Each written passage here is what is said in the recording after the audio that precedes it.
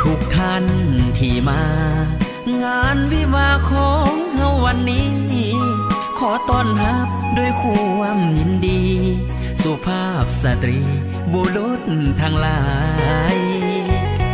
มาอวยพรใส่พร้อมด้วยน้ำใจของขวัญมากมายเจ้าภาพแต่งดองทั้งสองฝ่ายขอบใจหลายๆที่มาอบอุ่นบัดนี้พี่น้องเจ้าภาพแต่งดองขอเชิญทุกท่านเชิญรับประทานอาหารและห่วมสำราญเป็นเกียรติพวกเขาอาหารเต็มพาของแก้มสุราเครื่องดื่มเบียร์เหล้าพวกเขาจัดหาเพื่อพวกเจ้าเชิญเลือกเอาทานตามสบายหากมีสิ่งใด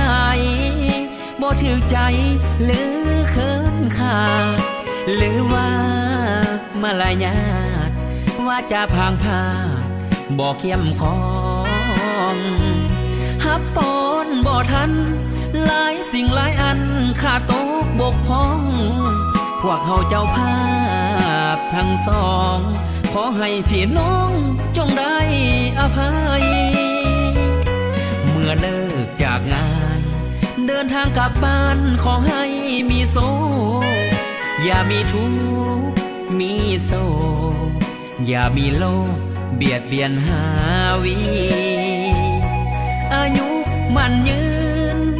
วันคืนนอนหลับฝันดีให้ถือหวยลอตเตอรี่เป็นเศรษฐีเงินล้า